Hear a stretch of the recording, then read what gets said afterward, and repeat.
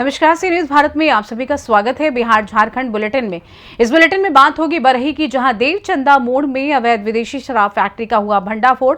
आगे बात करेंगे गिरिडीह की, जहां जेएमएम कार्यकर्ताओं की हुई बैठक, पार्टी की मजबूती को लेकर हुई चर्चा। साथ ही आगे चर्चा होगी लातेहार की, जहां अफीम की अवैध खेती पर प्रशासन ने की सख्त कार्रवाई। इन तमाम खबरों पर करेंगे विस्तार से चर्चा। बरही प्रखंड के देवचंदा मोड़ में अवैध रूप से संचालित एक विदेशी शराब फैक्ट्री का भंडाफोड़ हुआ। प्रशासन की कार्रवाई में बड़ी मात्रा में नकली शराब जब्त की गई। इसे ड्रमों में भरकर रखा गया था। जानकारी के अनुसार ये अवैध फैक्ट्री लंबे समय से सक्रिय थी और यहां से नकली विदेशी शराब तैयार कर उसे बाजार में सप्लाई किया जाता था। पुलिस ने मौके पर छापा मारकर बड़ी मात्रा में शराब बोतलें, पैकेजिंग सामग्री और अन्य उपकरण जब्त किए हैं। बरही क्षेत्र में अवैध शराब तस्करी के मामले लगातार सामने आ रहे हैं। हाल ही के दिनों में कई स्थानों पर पुलिस ने छापेमारी कर अवैध शराब जब्त की, लेकिन इसके बावजूद तस्कर अपने नेटवर्क को फैला रहे हैं। स्थानीय लोगों का कहना है कि प्रशासन को इस तरह की गतिविधियों पर और सख्ती से कार्रवाई करनी चाहिए। पुलिस ने बताया कि इस मामले में शामिल लोगों की पहचान की जा रही है और जल्द ही उन्हें गिरफ्तार कर लिया जाएगा। प्रशासन ने लोगों से अपील की है कि वे अवैध शराब से जुड़ी किसी भी संदिग्ध गतिविधि की सूचना तुरंत दें, ताकि इस तरह के अपराधों पर रोक लगाई जा सके। बरही से सी न्यूज संवाददाता अमित सिंह की रिपोर्ट। तीसरी पुराना अग्रवाला उच्च विद्यालय में बुधवार को झारखंड मुक्ति मोर्चा कार्यकर्ताओं की बैठक की गई, जिसमें जिला पर्यवेक्षक के रूप में शाफिक अंसारी, हीरालाल मुर्मू, दिलीप मंडल उपस्थित रहे। जो पार्टी की मजबूती और संगठन के लिए सभी लोगों ने अपनी अपनी बात रखी, जिसमें बता दें कि बैठक की अध्यक्षता प्रखंड अध्यक्ष रिंकू बरनवाल और संचालन 20 सूत्री प्रखंड अध्यक्ष मोहम्मद मुनीबुद्दीन ने किया। जेएमएम युवा जिला अध्यक्ष दिलीप मंडल ने कहा कि बैठक का मुख्य उद्देश्य सदस्यता अभियान को गहन रूप से संचालित कर अधिक से अधिक सदस्यों को सदस्य बनाना और पंचायत समिति के पूर्ण गठन करना है। पार्टी स्थापना दिवस 4 मार्च को सफल बनाना सहित विभिन्न बातों को रखा। वहीं संयोजक मंडली के सभी सदस्यों ने इस बात को गंभीरता से लेते हुए बढ़ चढ़ कर कार्य निष्पादन करने का संकल्प लिया। वहीं साथ ही जेएमएम नेताओं ने तीसरी ब्लॉक के अधिकारी से मिले और मीडिया को बताते हुए कहा कि हमारे कार्यकर्ता द्वारा लगातार शिकायतें मिलती रहती हैं कि अधिकारी लोग जन समस्याओं का कार्य करने में टालमटोल कर रहे हैं। वे शिकायतों का संज्ञान लेते हुए ब्लॉक अधिकारी से मिले और जल्द ही कार्यों को निष्पादन करने के लिए कहा गया है। यदि ऐसे में भी अधिकारी अपनी कार्यशैली में सुधार नहीं लाते हैं तो जेएमएम कार्यकर्ताओं द्वारा आंदोलन किया जाएगा। इस मौके पर जेएमएम नेता उपेंद्र साव, मनोज यादव, सहदेव यादव, लालू मुर्मू सहित कई कार्यकर्ता मौजूद रहे। जो पहुंचे हुए खास क्या था? ये मीटिंग पार्टी के सदस्यता अभियान को गति देने के लिए और अभी पार्टी का जो निचला इकाई होता है पंचायत समिति, उसका भी गठन किया जाना है। तो इस बैठक में हम लोग तय किए हैं कि यहाँ पर 15,000 सदस्य को झारखंड मुक्ति मोर्चा की सदस्यता दिलाएंगे और पार्टी का जो सक्रिय सदस्य होंगे उन लोगों को पदाधिकारी बना के पंचायतों का प्रभार दिया जाएगा। साथ ही 4 मार्च जो हमारा पार्टी का स्थापना दिवस 53वां स्थापना दिवस होगा, उसमें इस प्रखंड का व्यापक भागीदारी हो, उसी के संबंध में जो रणनीति बनना था, इसको लेकर ये बैठक की गई। आप ब्लॉक आए उसका कुछ मुख्य उद्देश्य था क्या? हमारे कार्यकर्ताओं का बहुत सारा मामले थे जो अंचल और ब्लॉक से रिलेटेड था। तीसरी गिरिडीह से सी न्यूज संवाददाता आनंद बरनवाल की रिपोर्ट। लातेहार जिले के बरियातू, बालूमाथ और हेरहन प्रखंडों में अवैध अफीम की खेती की खबर सामने आई, जिसे लेकर प्रशासन ने सख्त रुख अख्तियार किया है। उपायुक्त उत्कर्ष गुप्ता ने संबंधित थानों और अंचल को स्पष्ट निर्देश दिए हैं कि इस अवैध गतिविधि में शामिल सभी आरोपियों के खिलाफ कड़ी कार्रवाई की जाए। उपायुक्त ने अधिकारियों से कहा कि अफीम की खेती करने वाले व्यक्तियों को बख्शा नहीं जाएगा। उनके खिलाफ भारतीय दंड संहिता के विभिन्न धाराओं के तहत सख्त कार्रवाई की जाएगी। प्रशासन द्वारा लगातार इस दिशा में जांच और कार्रवाई की जा रही है।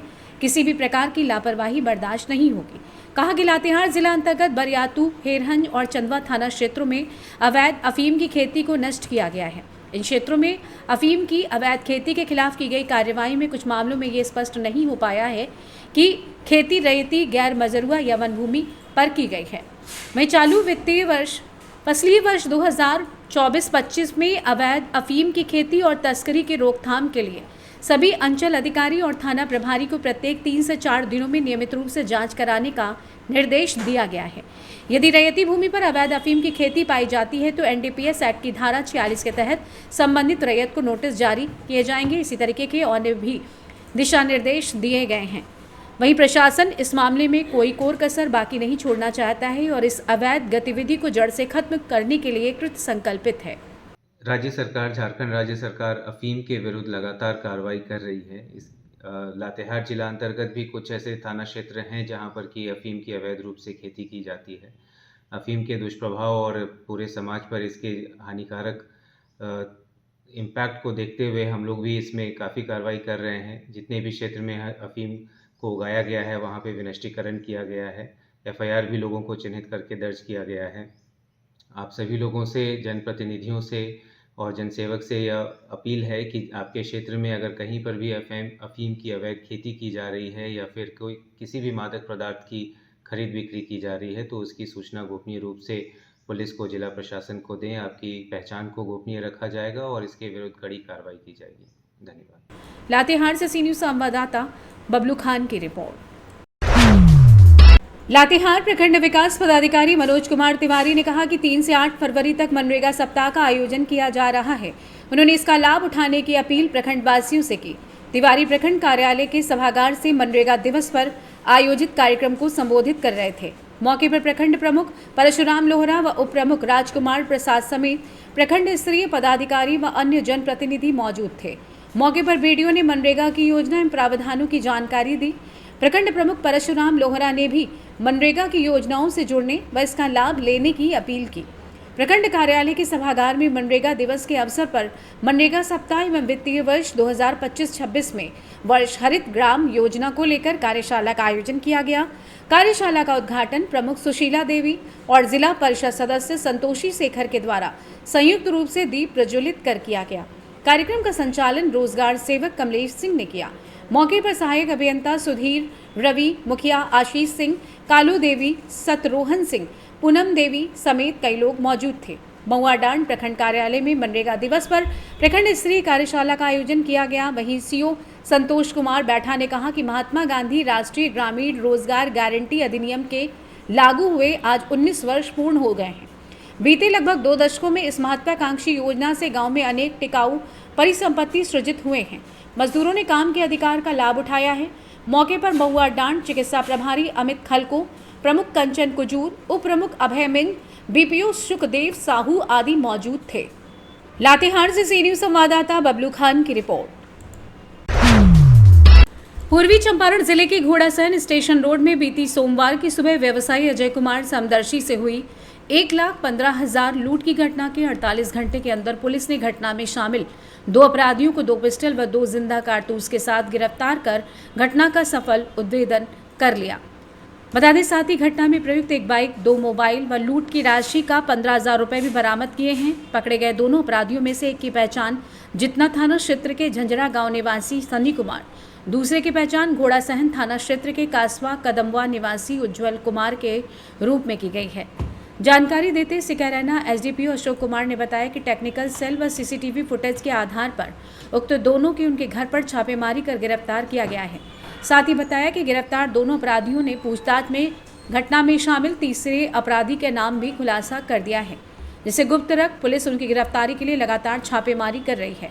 छापेमारी टीम में सिकरैना एसडीपीओ अशोक कुमार के अलावा सर्किल इंस्पेक्टर रंजय कुमार, थाना अध्यक्ष अनुज कुमार पांडे, जितना थाना अध्यक्ष अमित कुमार, अपर थाना अध्यक्ष विकास कुमार, पुअनी मधुकर कुमार, टेक्निकल सेल मोतिहारी व पुलिस बल शामिल रहे।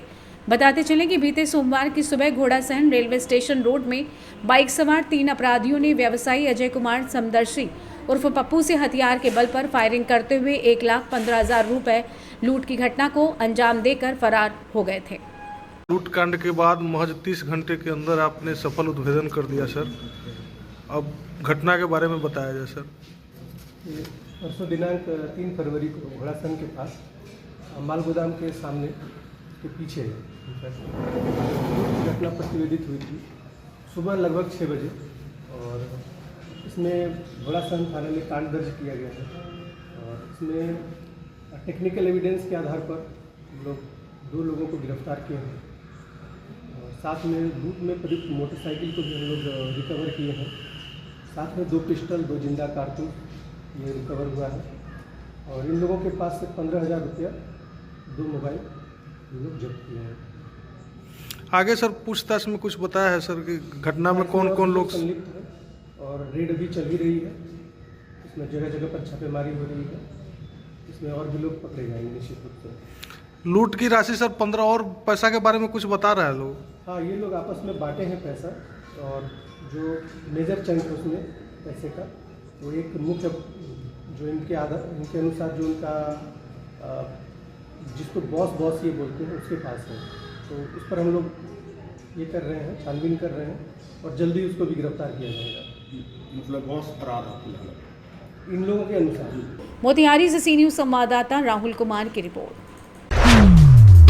मुजफ्फरपुर जिले के बंदरा प्रखंड के सकरी मन गांव में आयोजित एक कृषि कार्यक्रम के दौरान जदयू एमएलसी दिनेश प्रताप सिंह ने नीतीश मोदी की सरकार में विकास के काम कराए जा रहे हैं। क्षेत्र का विकास हुआ है। इस इलाके में पहले से काफी बदलाव हुआ है।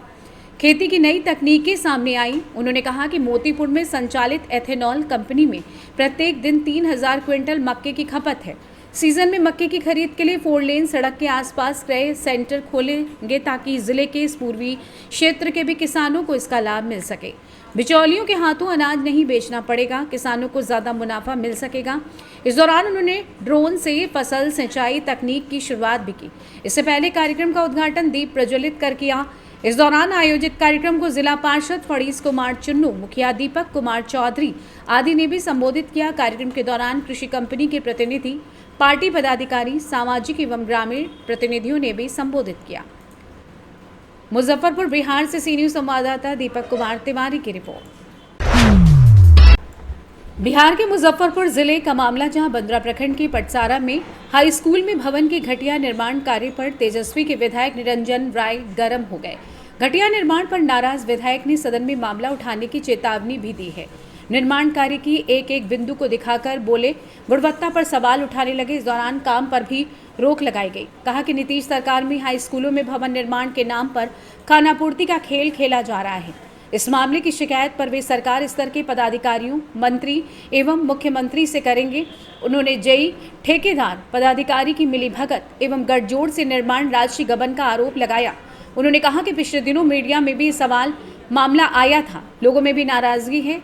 लोगों ने बताया कि बिना विद्यालय प्रबंधन समिति की जानकारी और स्कूल के प्रधानाध्यापक को जानकारी दिए बिना ही स्कूल परिसर में भवन का निर्माण किया जा रहा है, जो कि बिल्कुल गलत है। निर्माण कार्य में खानापूर्ति किए जाने से गुणवत्ताहीन कार्य किए जा रहे हैं। पुराने भवन को ही रिपेयर कर उसके ऊपर दूसरी मंजिल भवन बनाए जा रहे हैं, जिसमें निर्माण कार्य की खानापूर्ति की जा रही है। ये पूरी तरीके से गड़बड़ी एवं अनियमितता का मामला है। कार्रवाई होनी चाहिए। क्या मामला है? विद्यालय का निरीक्षण कर रहे हैं, कुछ घोटाले की बात आ रही है। देखिए, ये अभी पटसारा, बंदरा प्रखंड के पटसारा उच्च माध्यमिक विद्यालय में यहाँ भी हैं जी।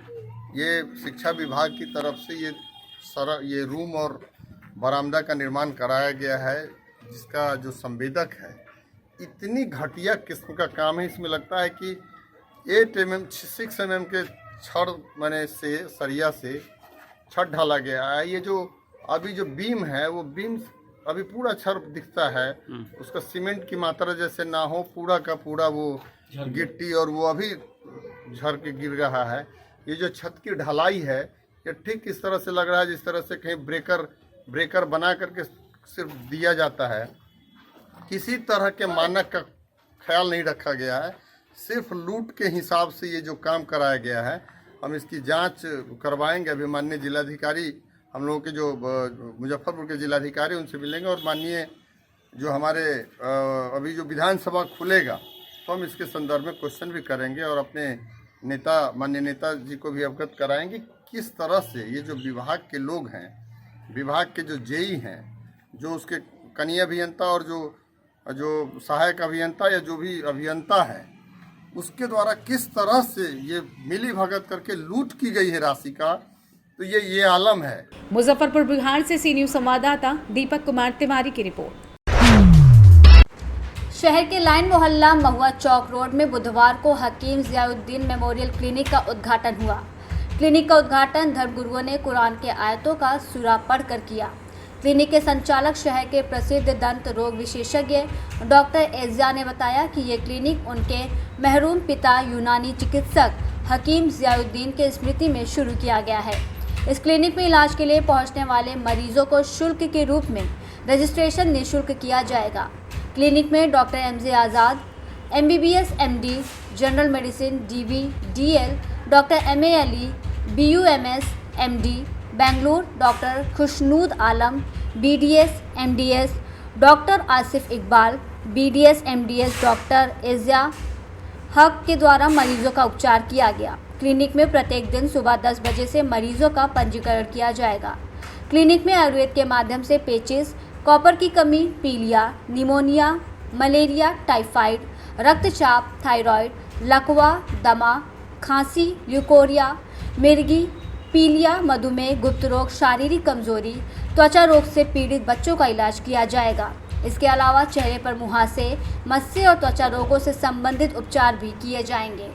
उद्घाटन के मौके पर मोहम्मद अतउल्ला, मुफ्ती मोहम्मद नजर तौहीद, मुफ्ती मोहम्मद हसन समेत तमाम लोग मौजूद रहे। इस दौरान डॉक्टर ने क्या कुछ बताया, आप भी सुनिए। होगा क्या? हकीम जियाउद्दीन मेमोरियल क्लिनिक का जो उद्घाटन किया गया है, ये मेरे फादर जो थे, जिनका अभी डेथ हुआ, इंतकाल हुआ 17 नवंबर 2024 को, उन्हीं की यादगार में खोला गया है। जो उनके सारे बच्चे डॉक्टर्स हैं और बच्चों के बच्चे भी डॉक्टर्स हैं। तो हम लोगों ने आपस में डिसाइड किया कि अगर इसको अब्बा की जगह को आबाद किया जाए और आपस में मिल करके कोई हफ्ते में 1 दिन टाइम, हफ्ते में 2 दिन टाइम या महीने में 1-2 दिन टाइम अगर दे करके इसको कंटिन्यू किया जाए तो बेहतर होगा। आफ्टर डिसीजन ये लिया गया कि डिसीजन लेने के बाद ये मतलब क्या कहा जाए कि ये बात तय पाई कि ठीक है, इसको खोला जाए, शुरू किया जाए और जैसे चल रहा था अब्बा की यादगार में इसको चलाया जाए, इसको कंटिन्यू किया जाए। देखिए, मेरा मसला ऐसा है कि 2012 में झारखंड हम आए थे, तो रिम्स में थे स्टार्टिंग में, फिर सदर में आए। अभी भी रांची में ही हम हैं। रांची में प्रैक्टिस अच्छी खासी ठीक ठाक अल्लाह का शुक्र है।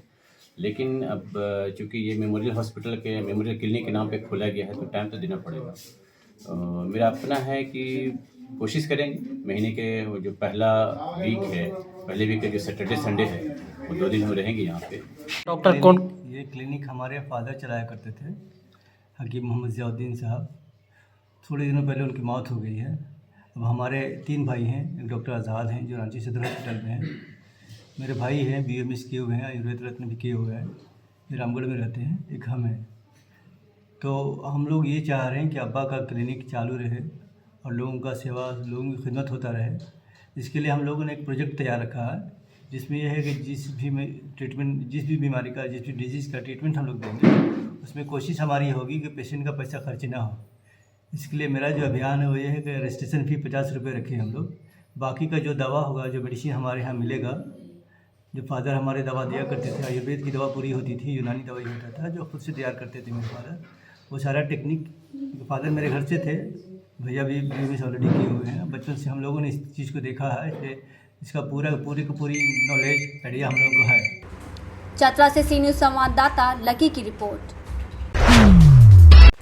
खबर कैमूर जिले के रामपुर प्रखंड से है, जहां प्रखंड बहुउद्देशीय भवन के सभागार में बुधवार को कैमूर जिला अधिकारी सावन कुमार ने रामपुर अंचल अधिकारी अन्नू कुमारी और भगवानपुर अंचलाधिकारी अपर्णा कुमारी और अधौरा अंचल अधिकारी मोहम्मद जमशेद के साथ बैठक की। इस बैठक में भगवानपुर का अंचल अधिकारी को आदेश दिया गया, परिमार्जन का मामला ज़्यादा रिजेक्ट किया गया है, उसे पूरा किया जाए ताकि लोगों को होने वाली समस्या से निदान मिल सके। वहीं रामपुर और अधौरा का अंचलाधिकारी को भी परिमार्जन, म्यूटेशन और रैन बसेरे और नापी पर विशेष ध्यान देने को कहा गया। लोगों से अपील की गई कि जो लोग आवेदन में साइबर वाले का नंबर दिया जा रहा है, वो आवेदक अपना नंबर स्वयं दे ताकि कोई भी त्रुटि होने पर उनके मोबाइल पर मैसेज दिया जाए। इस बैठक में मौजूद रहे कैमूर DCLR अनुपम कुमार, रामपुर अंचलाधिकारी अनु कुमारी, भगवानपुर CO अपर्णा कुमारी और अधौरा CO मोहम्मद जमशेद के साथ कई राजस्व कर्मचारी शामिल रहे। होता है। परिमार्जन और दाखिल खारिज, ई मापी और अभियान बसरा इसको लेकर किए थे। और इसी में जो हमारे सभी कर्मचारी बंधु हैं उनके साथ मीटिंग किया गया था। उद्देश्य ये था कि कैसे जो हमारे समस्याएं जन समस्या उसको सुधार किया जाए। विशेषकर जो भगवानपुर अंचल में देखा गया कि परिमार्जन को लेकर वहाँ ज़्यादा समस्याएं हैं, क्योंकि केस रिजेक्ट हुआ है इसमें पब्लिक परेशान ज़्यादा होगा। उस बनिस्पत रामपुर और अधौरा में 2 अंचल में कम देखा गया रिवर्ट के केस। तो मैंने वहाँ के सभी कर्मचारी को हिदायत दी है इसको सही करने के लिए। और साथ ही साथ रामपुर और अधौरा से भी रिक्वेस्ट किया है कि इसको कम से कम हल्का हमारे कर्मचारी जाए वहाँ बैठे और जन समस्या को सुनको। जो परिमार्जन है, दाखिल खारिज है, जो कि एक समस्या आपके माध्यम से भी हम कहना चाहूँगा कि अधिकतर लोग पब्लिक कैफ़े जो है हमारे साइबर कैफ़े वहाँ से अप्लाई कर रहे हैं। और इसका परिणाम क्या हो रहा है कि जो केस रिवर्ट हो रहा है उनको जानकारी नहीं मिल पा रही है। तो एक आपसे अपील होगा कि आप अपने न्यूज़ पोर्टल के माध्यम से पब्लिक से ये कहा जाए कि जो भी केस जहाँ से वो साइबर से ऑनलाइन कर रहे हैं अपना फ़ोन नंबर डालें, क्योंकि उनका फ़ोन नंबर नहीं रहता, साइबर कैफ़े का रहता, और जब फ़ोन हम लोग यहाँ से रिवर्ट करते हैं तो उनको पता नहीं चल पाता है। इसके कारण काफ़ी ज़्यादा समस्या और पब्लिक ज़्यादा दौड़ रहे हैं। देखा गया कि इसमें सर्वे की जो टीम आई हुई है वो भी आपके साथ बैठक में थी, उनको भी कोई दिशा निर्देश नहीं, सर्वे को लेकर नहीं था मेरा, केवल अभी था परिमार्जन, दाखिल खारिज। कैमूर से सी न्यूज़ संवाददाता राकेश कुमार पटेल की रिपोर्ट। फिलहाल के लिए इस खास बुलेटिन में बस इतना ही। देश दुनिया की तमाम बड़ी खबरों को जानने के लिए जुड़े रहिए सी न्यूज़ भारत के साथ। हर खबर है आपके साथ, आपके हाथ।